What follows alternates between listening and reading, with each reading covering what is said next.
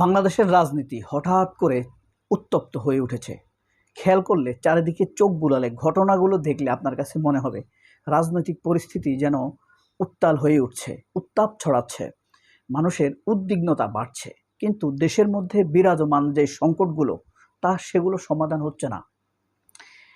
এই পরিস্থিতিতে কেউ কোনোভাবে সমাধান করছে না। আপনি যদি দেখেন, জুলাই সনদ বাস্তবায়নের জন্য শাহবাগে অনশন চলছে। এই বিষয়ে এত বড় অনশন হচ্ছে, প্রায় 72 ঘন্টা শেষ হয়ে গিয়েছে, কিন্তু কোনো মিডিয়াতে তার খবর আসছে না। অর্থাৎ মিডিয়া ব্লক আউট করে দিয়েছে এই পরিস্থিতিকে। রাজনৈতিক একটি চাপ মিডিয়ার মধ্যে তো রয়েছে, আর বাংলাদেশের মিডিয়া সেলফ দালাল বা সেলফ সেন্সরশিপ মেনটেন করে তারা।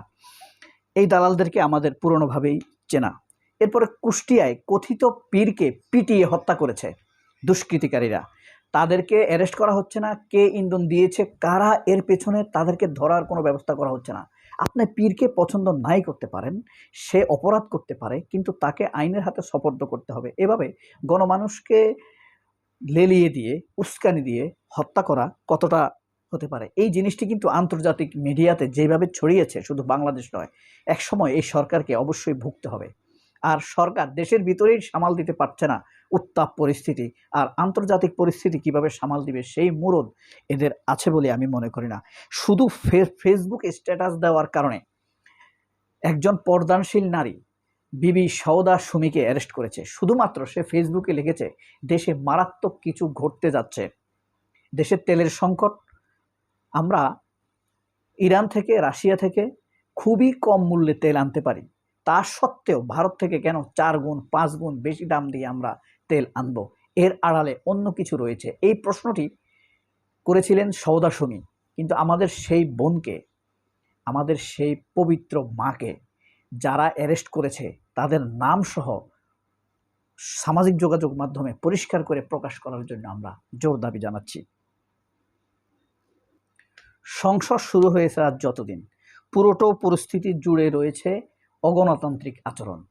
সংসদের স্পিকার, ডেপুটি স্পিকাররা হেডমাস্টারি দেখাইতে চাইতে বেশি ভালোবাসেন। গণতান্ত্রিক উত্তরণ, সংসদের সৌন্দর্য, সমালোচনা এসবকে এড়িয়ে তারা আছেন হেডমাস্টারি করার জন্য। এটা ঠিক হয়েছে, এটা হয়নি, এটা পড়ে না দেখে বলতে হবে, দেখার মাধ্যমে করা যাবে না। এই জিনিসগুলো তারা যখন যেভাবে প্রেজেন্ট করে, বাংলাদেশের মানুষ যার পরাণে তাদের উপরে বিরক্ত।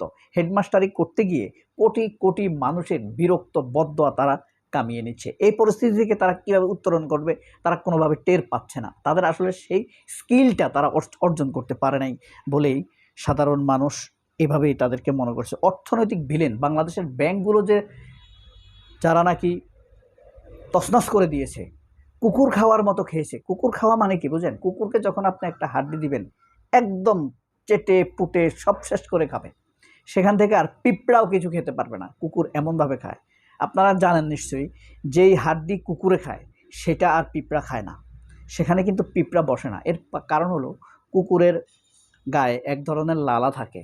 এই লালা পিঁপড়ার জন্য জীবনহানিকর এবং ক্ষতিকর। যে এই কারণে কুকুরের খাওয়া হাড় সাধারণত পিঁপড়া খায় না, বিড়ালে খাওয়া হাড় পিঁপড়া খায়।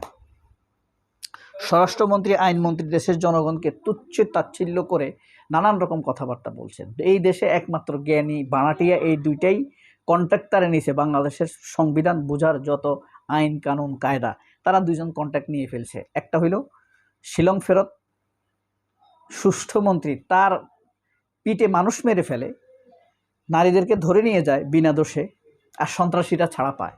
তো এই স্বরাষ্ট্রমন্ত্রী লইয়া আমরা কি করিব? তাকে অবশ্যই জনগণ কোনো এক সময় গরদান দিয়া বের করে দিতে পারে। এই সংসদ জনগণের, এই রাস্তা জনগণের, এই ভাবভঙ্গি সব জনগণের। জনগণ চোখে আঙ্গুল দিয়ে তখন ভুল ধরিয়ে দিবে না।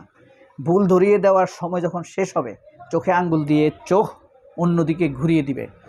জনগণের যখন রেগে যায়, তখন আর কোনো বুঝ আলোচনা কোনো কিছুই কাজ হয় না। কারণ এই দেশের ষষ্ঠী খুনি হাসিনা আলোচনাও তখন আর মানুষ শুনে নাই।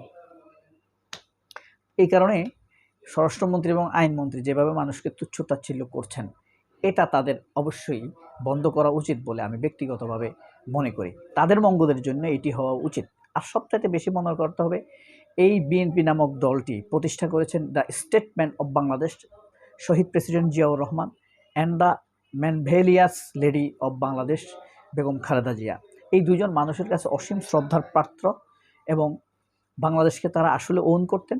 বোকামি এবং অদক্ষতা তাদের থাকতে পারে, সেটা আলাদা জিনিস। ইচ্ছাকৃতভাবে তারা দেশের জন্য, হাসিনা যেরকম ইচ্ছাকৃতভাবে বিলিয়ে দিত, তাদের মধ্যে এই প্রবণতা নাই বলে আমরা মনে করি। এই কারণে তাদের প্রতি আমাদের শ্রদ্ধা এবং ভালোবাসা সবসময় থাকে। এটা অন্য কিছু না।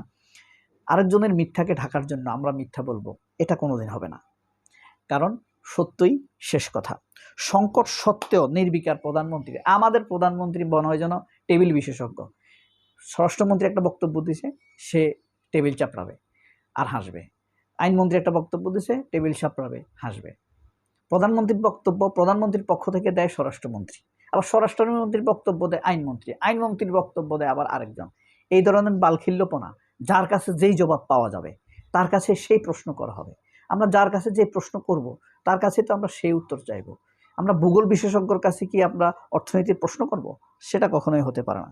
সুতরাং সালাউদ্দিনদেরকে উচিত সালাউদ্দিন এবং আইনমন্ত্রী যে যার অবস্থান থেকেই তাদের উত্তরটা দেওয়া উচিত বলে আমরা খুব স্বাভাবিকভাবেই মনে করি।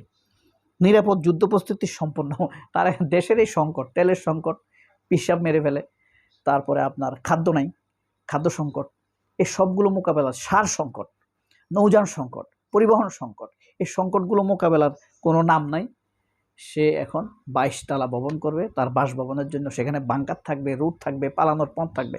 ওই যে ইদানিং মানুষ তো বক্তব্য দেওয়া শুরু করে দিয়েছে, ইয়াং ম্যানেরা। নেক্সট আন্দোলন তো আর আমরা করব না, নেক্সট আন্দোলন করবে আমাদের ছোটরা, তখন কিন্তু ছিঁড়ে ফেঁড়ে ফেলবে, একদম দানা দানা রাখবে না, ঠিক আছে? সুতরাং ওই বাংকার টাঙ্কার করে আর কোনো লাভ হবে না। এরকম বাংকার তো আপনার সিরিয়ার আসাদ করছে না, গাদ্দাফি করছে না। আল্লাহ কি রাখছে? রাখে না। পৃথিবীর যত ক্ষমতাবানই মারা গেছে, ক্ষমতায় থাকা অবস্থায় মারা গেছে, সর্বোচ্চ নিরাপত্তা রাখা অবস্থায় মারা গেছে। শেখ মুজিবুদ্দিন মারা গেছে সে ক্ষমতায়, তার বাইরে আশেপাশে শত শত আর্মি পুলিশ ছিল, ওর ভিতর থেকে আল্লাহ তার জান নিয়ে গেছে। জিয়াউর রহমান মারা গেছে না, প্রবল নিরাপত্তার মধ্য থেকে জিয়াউর রহমান মারা গেছে না, আব্রাহাম লিঙ্কন মারা গেছে না, লিয়াকত আলী খান মারা গেছে না, ইস্কান্দার মির্জা মারা গেছে না। সব জটিল নিরাপত্তার ভিতর থেকে আল্লাহর ইচ্ছা হয়েছে, আল্লাহ তাদের জান নিয়ে গেছে। কারণ আল্লাহর যখন খুশি জান নিয়ে যায়। অতুজ্জুমান তাসাও অতুজিল্লুমান তাসাও বেয়াদিকাল খায়, যখন যাকে খুশি ইজ্জত দিবে, যখন যার কাছ থেকে ইজ্জত কেড়ে নিয়ে দেবে। তো বাসভবন নির্মাণ করে আসলে কতটা নিজের নিরাপত্তা বিধান করা যায়, এটা আসলে বালখিল্যপনা ছাড়া কিছুই নয়। বাসভবন সহিত জনগণ ভেঙে ফেলবে, তাই না? ওয়াকার ওয়াকার পোয়াকার পোয়াকার, এটাকার ওটাকার ওয়াকার ওয়াকার, এরকম একটা ছড়া আছে, দেখবেন খুব জনপ্রিয় হয়েছিল, পড়ে দেখবেন আপনারা আনন্দ পাবেন। কেউ আপনাদেরকে রক্ষা করতে পারবে না আল্লাহ যতদিন আপনার পাশে না থাকবে। আর আল্লাহ পাশে থাকলে কেউ কিছু করতে পারবে না। সুতরাং আল্লাহ যেহেতু মানুষকে ভালোবাসে, মানুষের জন্য কাজ করুন, মানুষ আপনাকে ভালোবাসবে, আল্লাহ ভালোবাসবে। সবাই অনেক ভালো থাকবেন। আল্লাহ হাফেজ। আসসালামু আলাইকুম।